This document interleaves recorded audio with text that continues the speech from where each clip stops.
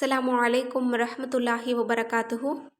இன்னைக்கான வீடியோவில் நம்மை விட்டு நழுவியது நம்மிடம் திரும்பவும் கிடைக்கக்கூடிய ஒரு அற்புதமான ஒரு வஜீஃபாவை தான் நம்ம பார்க்க போகிறோம். அதாவது, எனக்கு இந்த வேலை ரொம்ப பிடிச்சிருந்தது, அது என்னை விட்டு கை நழுவிருச்சு. எனக்கு இந்த பொருள் பிடிச்சிருந்தது, அது என்னை விட்டு நழுவிருச்சு. எனக்கு இந்த மனிதரை ரொம்ப பிடிச்சிருந்தது, என்னை விட்டு அவங்க நழுவிட்டாங்க. எனக்கு இந்த வாகனம் பிடிச்சிருந்தது, அது என்னை விட்டு நழுவி போயிருச்சு. இன்னும் எனக்கு இந்த வீடு ஒன்று பிடிச்சிருந்தது, அது என்னை விட்டு போயிருச்சு.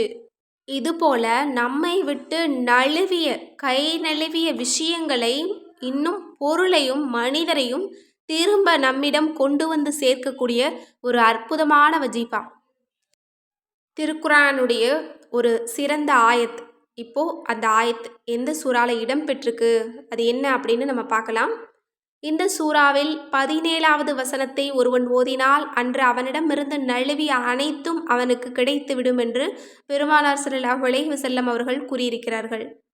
அந்த வசனம் சூரா ரூமில் இருக்கக்கூடிய ஒரு வசனம். சுபஹானல்லாஹி ஹீன தும்சூன வஹீன துஸ்பிஹூன.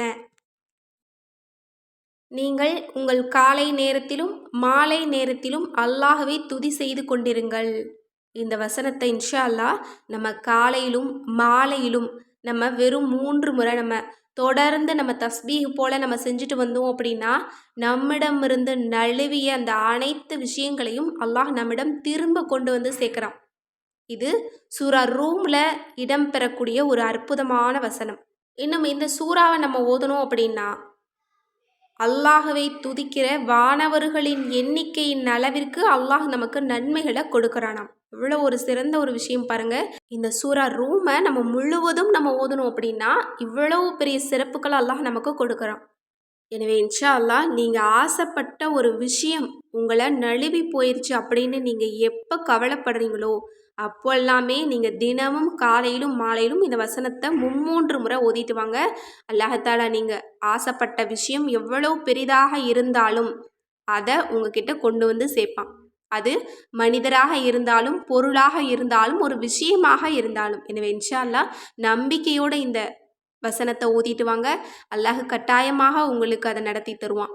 எனவே இன்ஷா அல்லாஹ் இந்த சிறந்த ஆயத்தை ஓதி அல்லாஹ்விடம் துஆ செய்து நமக்கு தேவைப்படக்கூடிய அனைத்தையும் அடைந்து கொள்ள எல்லாம் வல்ல அல்லாஹ் நம் அனைவருக்கும் நற்கிருபை செய்வானாக. ஆமீன் என்று கூறி இந்த பதிவை நிறைவு செய்கிறேன். அஸ்ஸலாமு அலைக்கும் வரஹ்மத்துல்லாஹி வபரகாத்துஹு.